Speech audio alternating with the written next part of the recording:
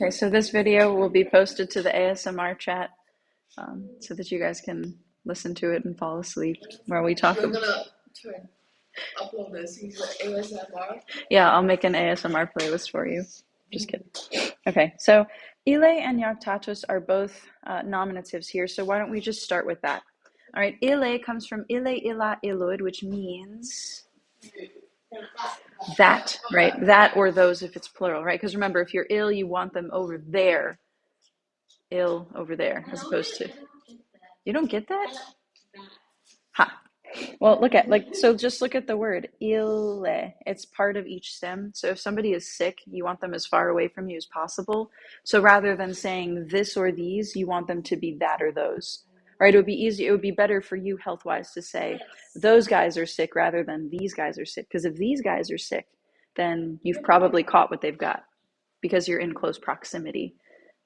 Does that kind of make sense? Yeah. I always think about it that way, and I always get it right when I think about it that way, but I don't know why. Okay. But yeah, that is over there. Yeah, that's over. That ill guy over there. Okay. So I sing of arms in a man, exiled by fate, who first came from the coast of Troy to Italy and the Lavinian shores. Okay. Now we are starting with ile. So that who? Yeah, we're talking about Aeneas. So how am I going to translate ile? That man. That man. Yeah. Okay, so that man. Now yaktatos is a PPP, and it comes from yakto, meaning to toss or buffet. So that man, how am I going to translate this PPP? Having been, yes, having been tossed about, we'll say. Toasted.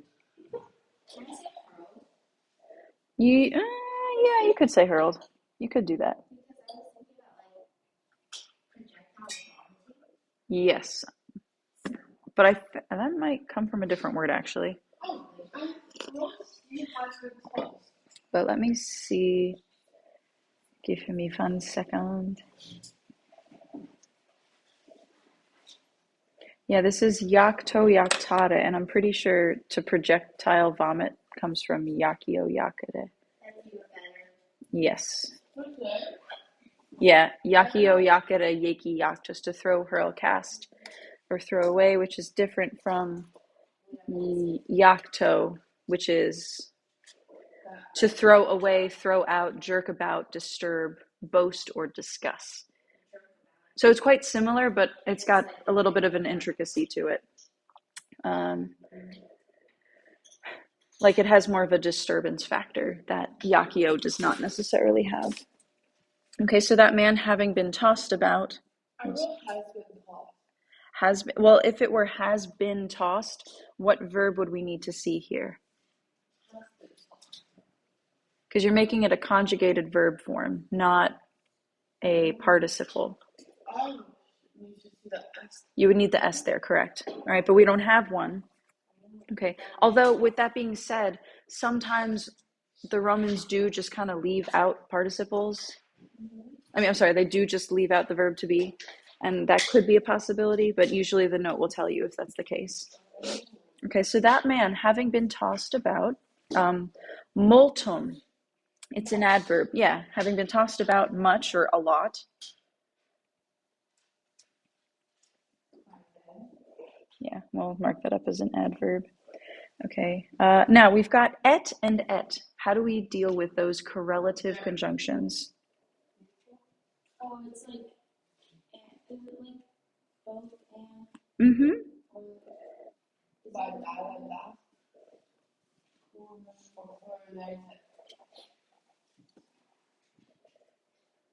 Okay, so that man having been tossed about a lot, both.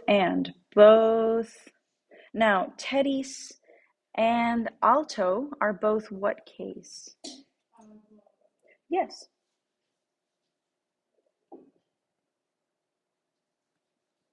Okay. Now, I don't know if they give us a note on that. Yes, they are. They're both specifically ablative of place where. The note tells us that.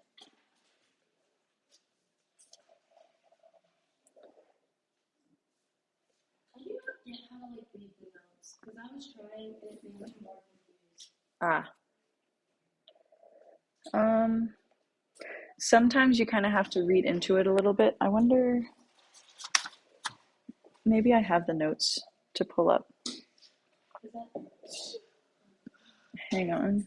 New window. No, we don't want that. All right, let's go to this. Adobe Acrobat. No. Yes. Sure. Absolutely, you can. Caesar, Catullus, Ovid. Why do I not have this iPad? SBS Library. AP. Vergil. Far. Book one. Okay. So I'll have this out for us so we can look at it. All right, so if you look, okay, do you see where it says multum? I can't draw on this, unfortunately, so we'll just, because it's in Adobe, and I don't feel like marking up my actual copy of it. Yeah, so you see where it says 3?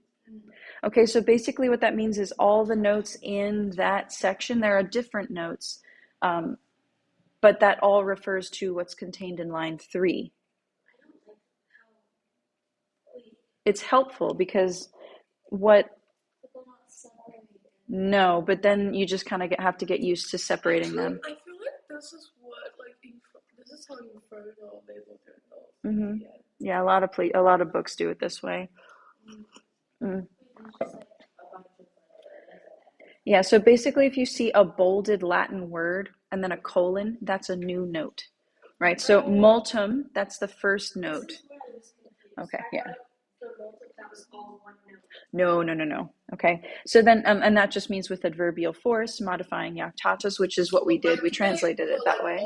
Why did I put multiple jactatus all in number 3? Because that's all in line 3. Oh! So it's done by line number. 3, number 4. So if you look, it's done by line number, right? So multum is in line 3, jactatus is in line 3. Oh, it's not loading. That's weird. Hey. What if jactatus wasn't in line 3? Looks like my fault. Then they might cite it. Oh, what the heck? Why is it not showing up? That just swipe out. What the heck? Let's go back and go in. There we go. Okay, so multum's in line 3, jactatus is in line 3. And if you look at the notes, which I guess, let's see if I can toggle back and forth. The next note is on ille. Okay, meaning, and they're telling you who it is. It means Aeneas. Oh, yeah, ille. Right, so it's the next bolded word, and then the colon, you see? Yeah, I just, like, don't get how you, like, use, like, it means Aeneas. Well, it... That man, that's how you translate it? So unless it's italicized, it's not a translation. That is just regular font. So it's telling you that ille is referring to Aeneas, but you're going to translate it as that man. So it gives you a clue on, like, how to put it in something. It gives you a clue on who it's referring to context-wise. So because sometimes Latin will just drop pronouns like that, and it might be kind of unclear for new readers who they're referring to. And so the note will sometimes be like, this word is referring to this character, just to make sure that you understand who we're talking about. Can I go get some tissue? Yes, you can. Where are the numbers? Is that also, you know? Like, where it says 1? No. So basically, let's talk about that note then. Ille, Aeneas, the Wiram of line 1, book 1, line 1. Okay, so that's an in-text citation, right? And they just mention it, right? This guy that we see right here. This is book 1, line 1. Does that make sense? I meant 1, and then number 1, and then whatever the rest is. Yeah, so what's nice about this book is sometimes they will tell you like where else in the text a word occurs, or it will refer you back to a line number where something is like introduced.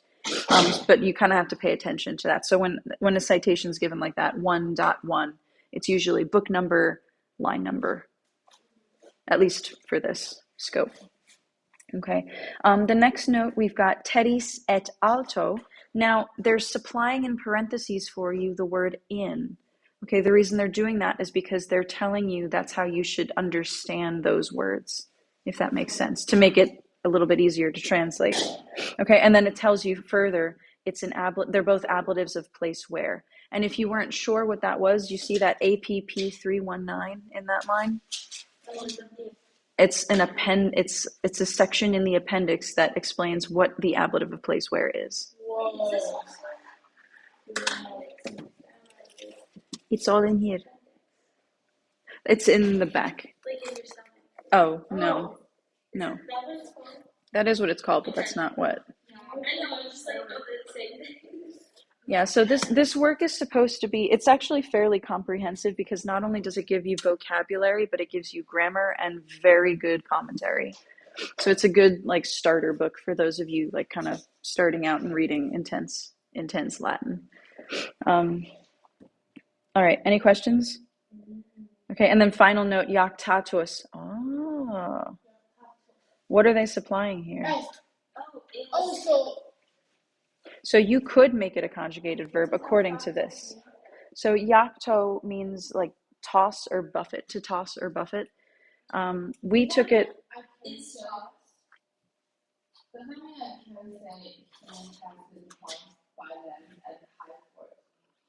Mm-hmm. Yeah, you could say that. So why don't we take it as the note says, and we'll kind of edit our translation then, because my first instinct was, yep, it's a participle, but maybe not. Okay, so let's unparticiple that, and let's supply est. So let's get rid of some of these notations here because it's a little busy.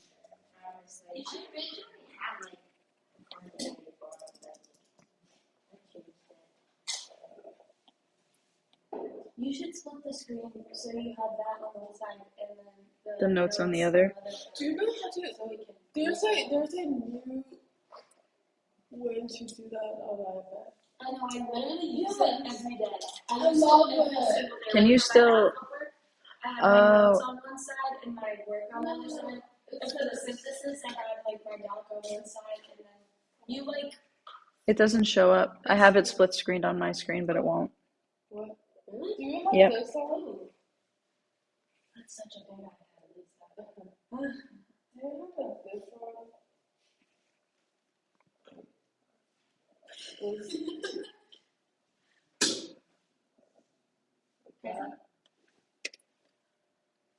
I didn't even know you could open separate tabs like that.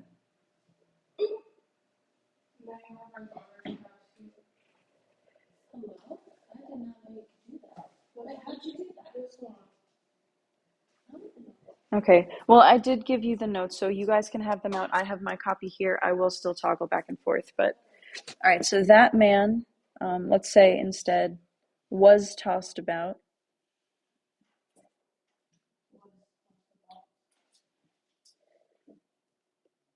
Okay, now in plus the ablative, is it into or, sorry, is it onto or on?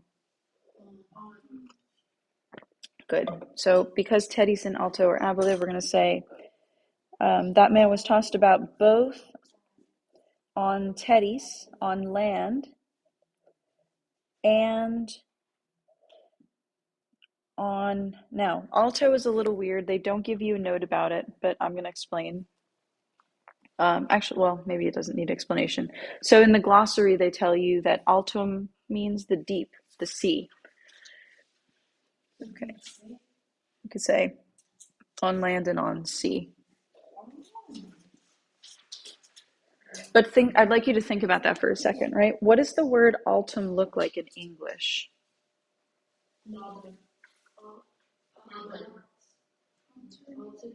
Altitude.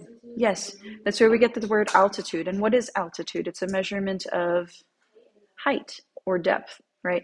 So if you think about it, right, the alto can mean like high things or very, very low things. Because what?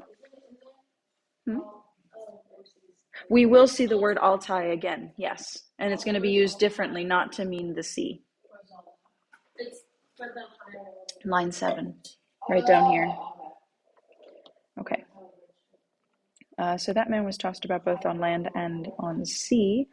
Now, the next word we're going to deal with is we. Okay, we have already established that it's an ablative of cause or means. The notes tell us that. All right, and the vocab, I don't think they give it to you, but did anyone look that word up? We in line 4. We? A we? We? I thought it's ablative of means. Yeah. We still kind of Comes from vis. Okay, that's the word for power or violence. Okay, now here's my question. Power or violence? He's tossed about on land and on sea. Now remember, we read different translations of these lines particularly. What do you think would be better here, power or violence? Power. You think power? Yeah, we're universal. Isn't it like, or isn't Doctor talking about, Vergil talking about Juno's power? So it's power, right? But it could be violence because she really hates him. I feel like power is like more neutral. Like it can both mean like bad or good. Okay, so we'll make that choice. That's fine. I just wanted to kind of hear you guys reason it out a little bit. All right, so that man was tossed about both on land and on sea by the power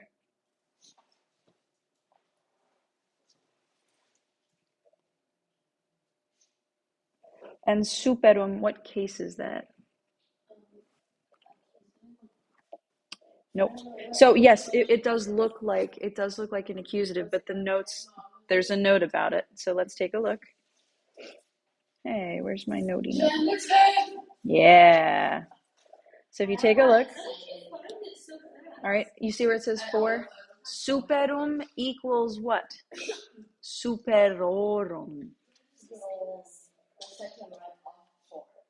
Okay, then it says genitive plural. Okay, and then the italicized text of the gods above. So they're giving you, that's telling you how to translate it. Okay. Powers of the gods above. I kind of also like violence, but it's okay. We'll stick with power for now. So power of the gods above, that's how we'll translate that. Okay. One thing I do want to point out here, right? Superum is shortened. Okay, there's a reason why they do that. Sometimes in poetry they cut out syllables so that it like kind of suits the meter and it fits in the line. Okay, so this is what we call a syncopated form. Syncopated. Yeah.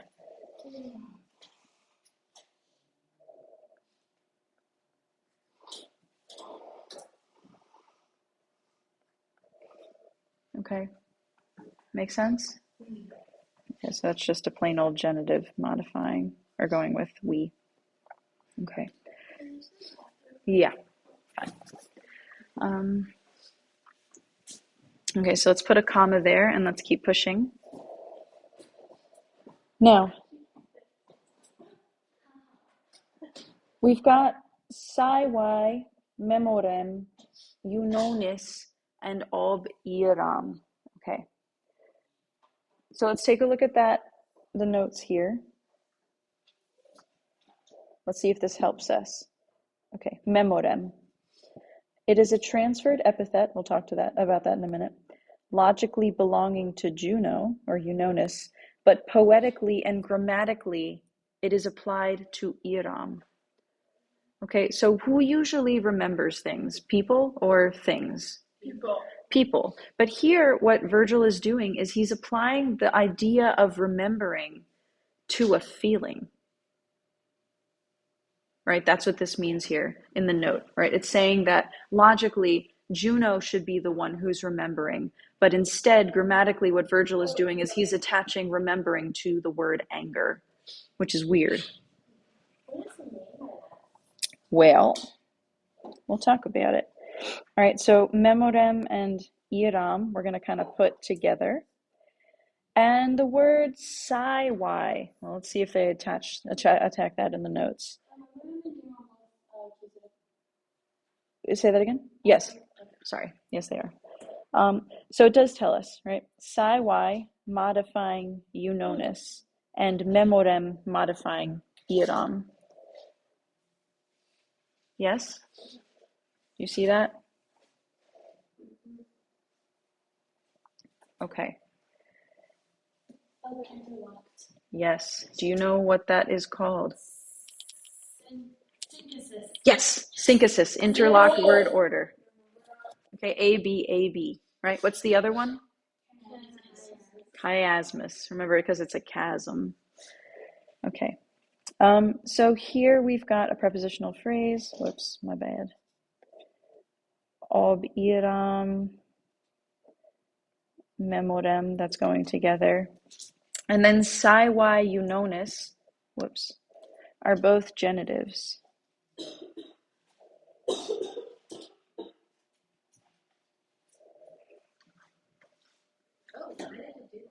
I forgot that I could do that. It is. Mm-hmm. Wait, is this on Notability? Yeah. How do you do that? You just click and hold on a word, and it does that. What? You click and hold on a word And it box highlights it, so it's like it looks a little bit neater, like that. See? What if you want to highlight stuff? I don't know. Let's see. Oh yeah, you could just drag your pencil. Yeah, that's probably why I never figured that out. Okay. Both on land and on sea by the power of the gods above. Okay, and now let's tackle this prepositional phrase here. Ob just means on account of, and it takes the accusative case. The notes tell us that. All right, so on account of.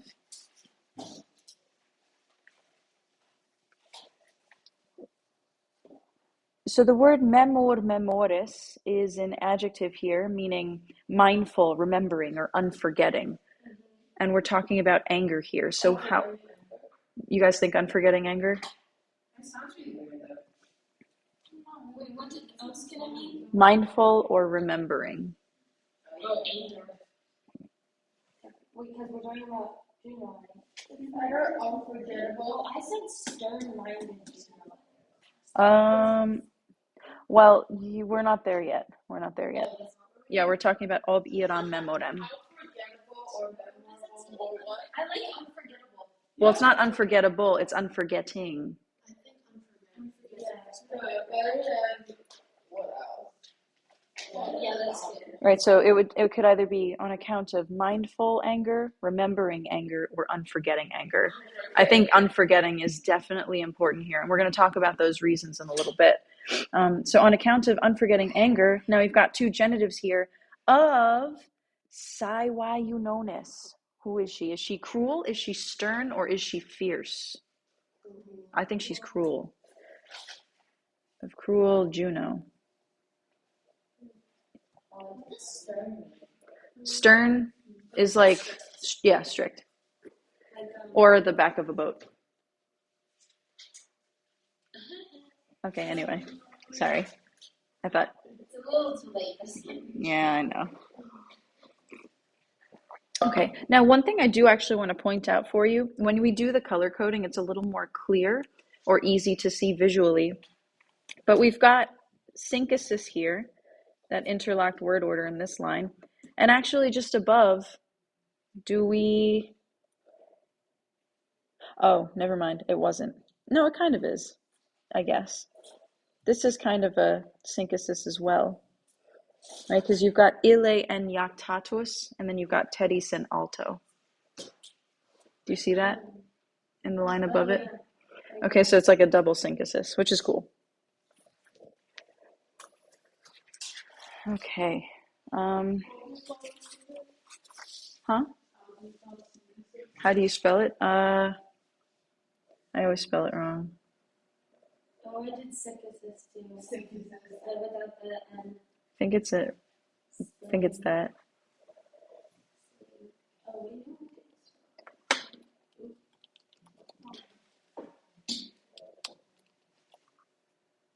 Ah, I knew I spelled it wrong. It's with a Y. So synkhysis. So instead of that E, it's a Y. I gotta remember that. I always spell it wrong. Okay. Any questions up to there? No? Okay. One thing I do want to also point out, right? So the unforgetting anger of cruel Juno. If you look at the note, right, it says at the bottom, Eunonis ob Iram. The reasons for Juno's hatred of Aeneas and the Trojans are given by Vergil in lines. 12 to 28. Yep. Wait, that doesn't seem right. Why not? Because it's lines 12 to 28 in this book. Book 1. Yeah, it's book. It should be book 1, not 2. Yeah, we're about to see those. Oh my goodness, there's rainbow order. Oh, it's so pretty. What? Oh, my toolbar? Yeah, I used to organize my apps by color and then someone made fun of me, so Who made fun of you? like, I don't know. It was when I was younger. I organized all my apps by color and someone made fun of me. Actually, let me see if I can. And like, it's so psychotic. What? I did that. I should have known my. How is that psychotic though? That's just aesthetically pleasing. It is. It looks pretty. With like the different color hearts. Yeah.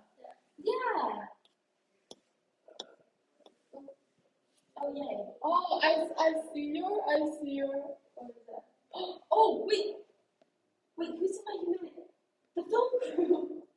Oh yeah, they were in humanity. Is he me? They were so wrong. No, because he was like, yeah, you know they're supposed to be here. Wait, are they really here? Oh, I see.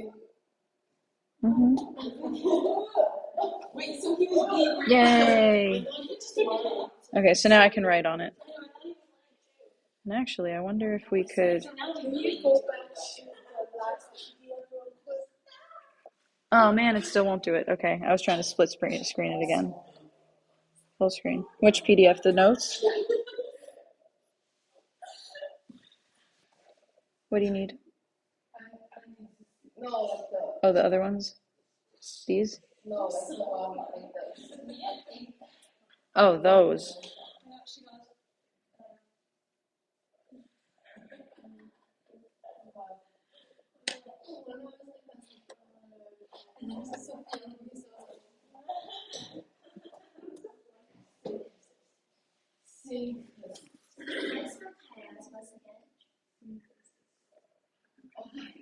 Like that.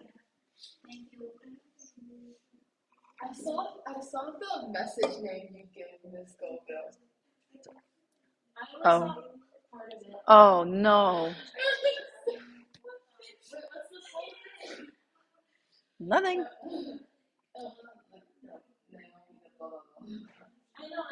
Yeah, she has an epithet.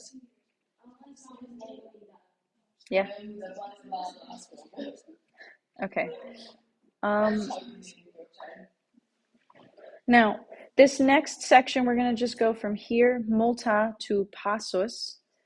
Okay. All right. So what's been pretty uniting so far is that we're singing that this is like a massive, massive relative clause here.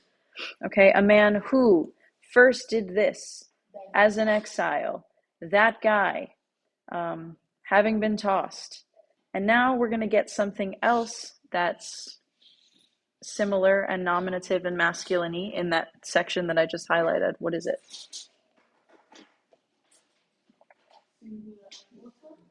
Nope.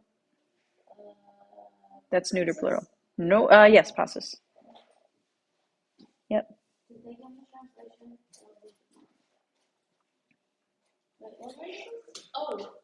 It's line 5. It is the next page with notes.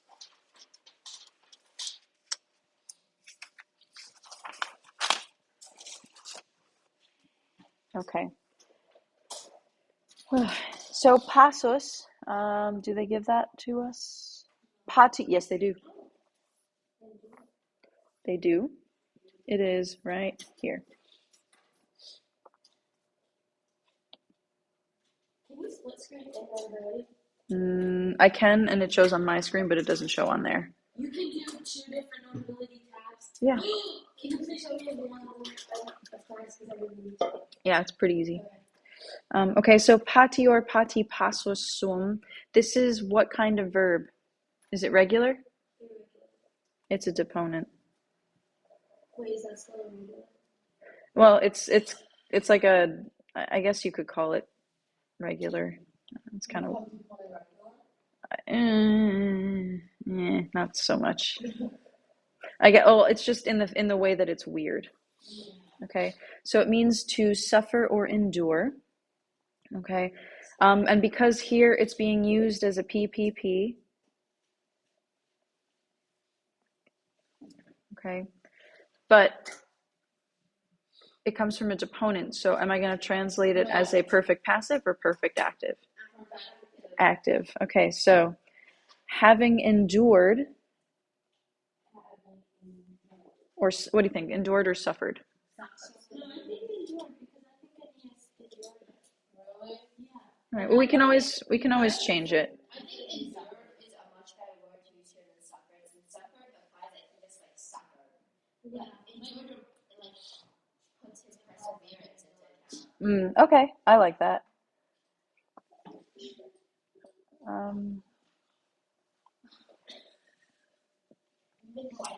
We forgot to deal with quoque. That's just a conjunction that means also. Maybe we'll just say also having endured. Also having endured. Okay, am I getting in the way of social time? No, sorry. No, I'm sorry. Apologies are for you to give. Forgiveness is for me to give. I don't forgive you.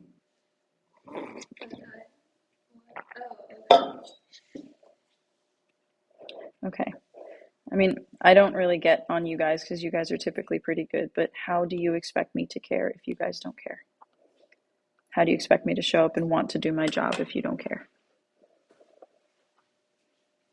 This is not a contract. This is a working relationship. And it really just grinds my gears when students don't care. And it makes me grumpy and angry. And other classes see that. You guys haven't seen it, but come on, we only have a couple weeks left. And then you don't have to see me again for the rest of your life.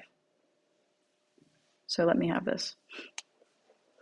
Okay, and honestly, you're cheating yourselves too, because you're probably not going to take Latin in college. So this is it for you. Some of you. Okay. So also having endured multa et bello, many things and war. Actually, bello is not accusative. I'm sorry. Mm-hmm. Wait, but we don't have the thing circled, right? It's just like.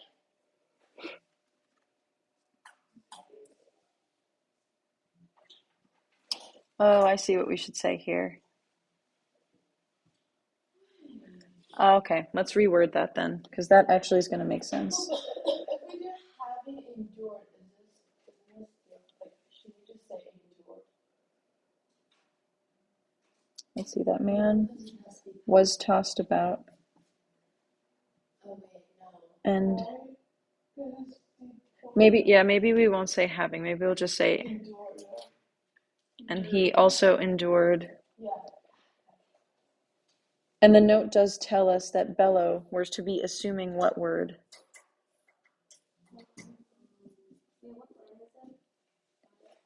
In.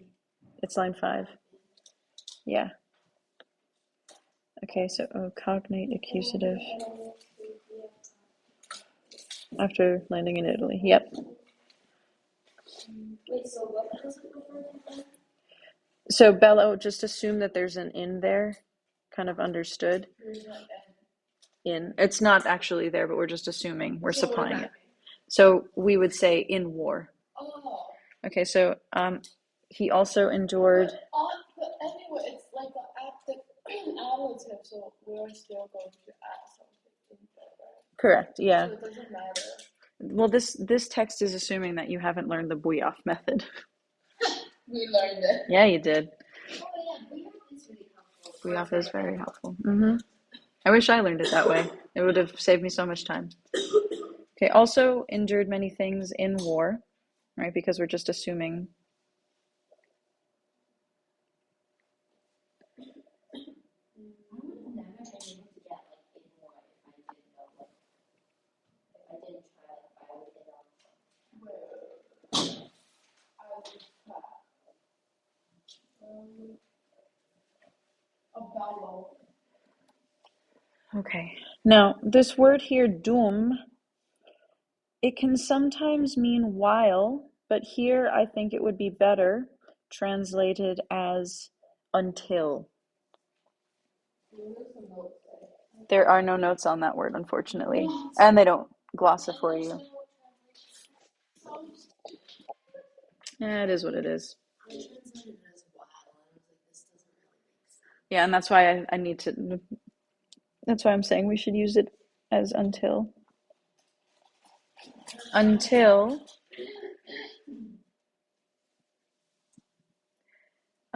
Let's see.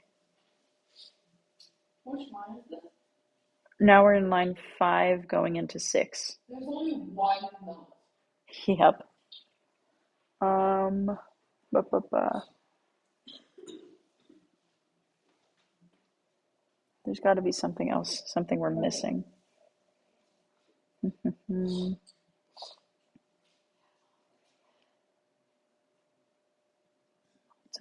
Okay. Established? Oh, heh. Okay, so this word dum, what's super funny about it, if you were to look it up in like Ye Olde Big Dictionary, it would tell you that when you see dum plus the subjunctive, it denotes anticipated action or purpose. It says here in the note. What? It's on purpose. Does it? Yeah, Where? purpose. After content, I don't know if that's linked it. Oh, But you said followed. yep. Right. Yeah, so we know why. It's because dum plus the subjunctive indicates that. But yes, so conderet and inferet are both imperfect subjunctives indicating purpose. Okay, so let's kind of deal with that. Until, to kind of show purpose, we might say something like, they what? Yep, exactly. Yeah, they're linking those two things. All right, so until he is able to conderet the urbem and inferet the deos. Okay, so we've got two. Yep, until he is able To establish a city Mm-hmm. and bring the Yep. Do you think established or found? For me, I would go with found, but a lot of people like freak out about that because they're like, we never use that in that way. To found a city. What's the difference between established and found? I think that would be like the word in Latin, you could translate it as either. Let's see. I mean, like, I know there's like a difference in English, but I'm not sure. So can we get one? Yeah. Okay, so essentially they are identical. However, the word founded has a little bit of a weightier connotation. Weightier, meaning like it's more intense for whatever reason. Not in a city, but like you established. Right, so usually you would see the word to found as like you'd see it applied to like an institution or a city or something that's like big and something long and lasting and important. Whereas you could establish almost anything. Like I established this as fact. You wouldn't say I found this as fact. It's like that's not how English works. So found has a little bit more of a gravitas to it. It's like something that's more important. Mm-hmm. Yeah. Yeah. So I think we should go with found, not establish. Because that makes it sound wimpy and lame. And Aeneas is not wimpy and lame. Oh, well, that's actually debatable. He is wimpy and lame sometimes, but. Mm-hmm. Fair enough. All right, so until he's able to found the city and carry in. Sorry, bring. Yeah, that sounds better. Bring carry bear. Bring the. What are the deos? The gods. Okay, and then latio. I don't know if they give us a note on that. Ah, they do tell us.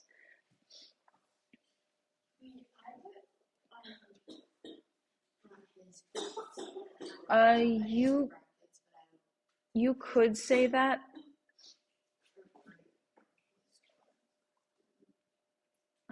Yeah, I would be okay with that. His gods. But keep in mind, like, they're not just his gods, though. So, and let's kind of talk about that a little bit. All right, so any image that you see of Aeneas, typically, he's usually depicted as holding a little boy by the hand, carrying an older guy on his shoulder, and he's usually like somehow, that older man is kind of carrying like stuff. Okay, now think of it this way. For the Romans, you have like the household gods or the gods of Rome, and that like holds a very sacred space in the Roman culture. So to have Aeneas bring, like, he's kind of just setting up a new shop for these same gods, but like over there, if that makes sense. You know what's on the test for Mr. Jeffrey on that book? Like the bring, like carrying his father and not holding his son. He asked us what kind of clothes did he wear before he like carried his father. It was like tiger fur or something. It was Armor? so bad. No, like he wore a cloak before he Put on his dad on dad. his back, and then he asked us what animal fur it was. It was like tiger fur or something. But that's also kind of to demonstrate the barbaric or that foreignness. Yeah, I know, but the problem is I read that book and memorized like, okay, he has his dad on his shoulder, he has this little son on his left side, and then his wife is like following right behind him. I did not read that. I forgot the tiger fur part. Yeah, well, actually, Mr. Jeffrey and I were talking about this the other day. Authors, okay, so you watch a movie, right? And in that movie, throughout a whole bunch of scenes, like they use the color red, right? Even Taylor Swift, right? She has a whole album, like red is her color for whatever reason. I don't really know much about that, but right. Or 7 is her number, right? So either way, like if you expect from musicians I'm so sorry. and filmmakers to like have and like to do these things on purpose, then why cannot wordsmiths also include details that are purposeful? Right? A lot of students get upset. They're like, well, why do we need to know that detail? It's not important. It's like, well, yeah, it kind of is, because these things like colors have language, flowers have language, all these different things, they have like an unknown symbolism that people just, if you're not aware of it, won't understand. That's true. Yeah, I anyway. feel like if I read it briefly, not in detail, I won't like it that much. I don't like it now. Well, you kind of need to like, I think with anything, similarly like with Latin, you kind of have to be able to zoom in, but you also have to remember to zoom out to and like to see the full beauty of everything, right? Because when we're just doing this, it's like nitty gritty grammar, and this is not the most fun. But I think once we have it translated, we can zoom out and talk about kind of the context and why these things are important. Okay, so latio is just a dative of direction. Tilation, that's where he's bringing them.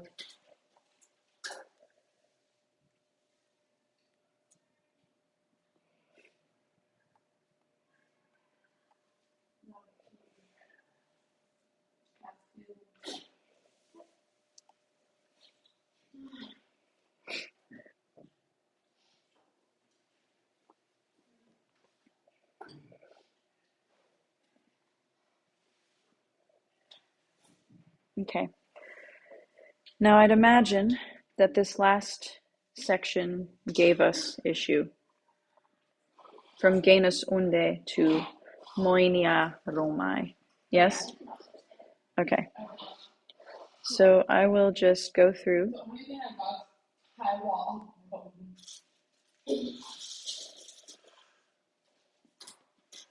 use like the other translation to like get this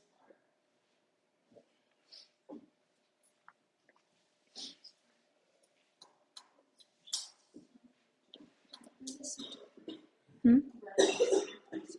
Red is nominative.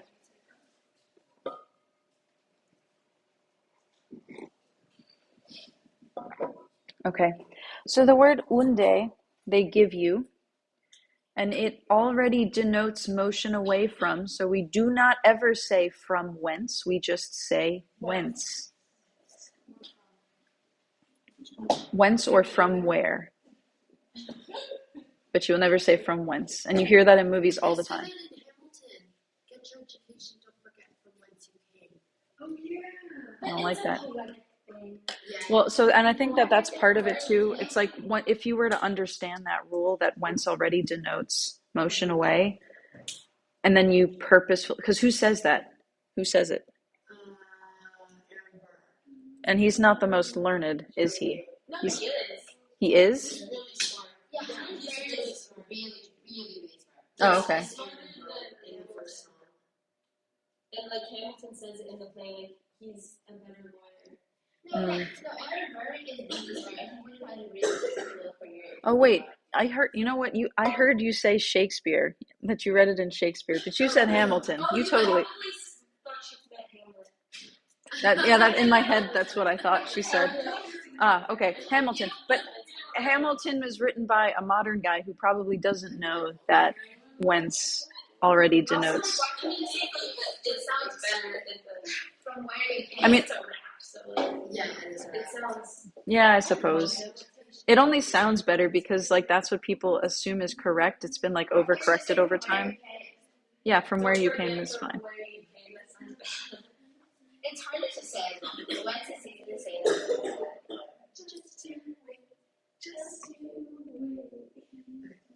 Okay, so anyway, whence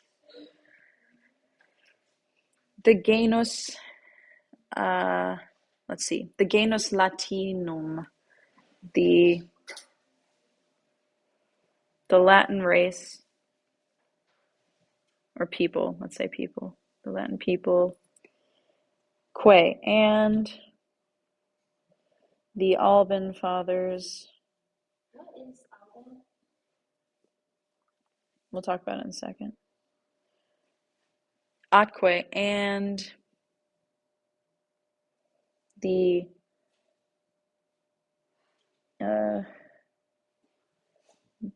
now, okay. This I think we need to talk about. These words here. Altai moenia Romae. Okay. Typically, what would you associate with being tall? Walls or a city? Typically you would so instinctually you want to put Altai with Moenia, yes? Yeah, you want to say tall walls, right? Yeah. Instinctually. But grammatically that can't be because they're both genitives. So Altai therefore must go with Romai, which kind of goes against what your instinct would be to put it with Moenia, right? And there's a purpose for that. There's a reason why he does that. And he did it before when we were talking about memorem iram, right? Remembering, usually a person remembers, but he associates it with a feeling. Usually walls are tall, but here he's associating it with a city rather, which is weird. And he's doing that to kind of make you stop and think. So here we would say, and the Alban, yes, the Alban fathers and the walls of Albanique Patres. Those are the Alban fathers. And the walls of lofty Rome. Whoops, not Lofi.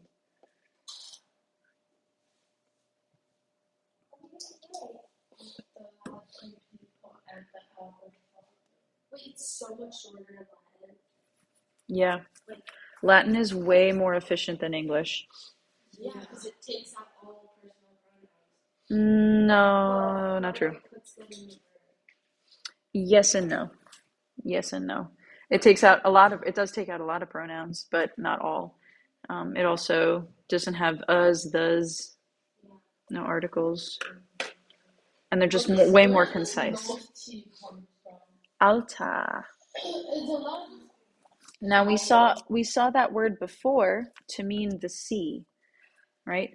But if you look up the word altus, what you'll find is that it can mean any of the following: high, deep, profound, shrill, lofty, noble, deep-rooted, far-fetched, grown great. Yep, all of those are, yep, grown great. It's like, yeah, that's one thing. So it's got a lot of different, it's weird, many different applications.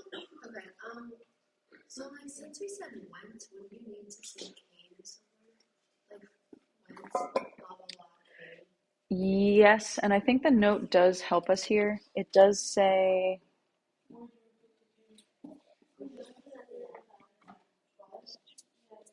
Yeah. do they tell us? Imagine there's a fire drill right now. Lisa's gonna be so ready. Yeah. Say something. Why don't you just set a fire? No, wait, that sounds wrong. Okay, let me look here because I have another. So there's this person in our physics class, but like if there's a lock diagram, if I was a school shooter, I just pulled a fire alarm. I think we're gonna have to just understand the verb to be here. To be? Uh-huh. Did it tell us anything or They did, so this far commentary did not, but when I was prepping this for AP, usually when I prep a Latin text, I'll give the students a commentary, but I'll pull from like more intense commentaries that might be a little bit out of your reach, and I'll put them into a document for myself to kind of refer to. So in the other commentary that you guys don't have, it's telling me that you have to understand est with genus latium, and understand sunt with albani patres. And so let's see, until he is able to found in the city and bring the gospel. Whence, maybe we could just say, whence are the Latin people and the Alban fathers and the lofty walls of Rome? whence came the Latin people and the Alban father? I would say are, just say are, because usually when you can't really assume random verbs, but you can assume est to be. Can we just do K bracket? All right, if that makes you sleep better at night, sure. No, like, if you put R, it sounds so weird. Whence are the yeah. Well, you could say What came at the end? whence Oh, people. K. Sure, that's fine. We could totally do that. Yes. Yep.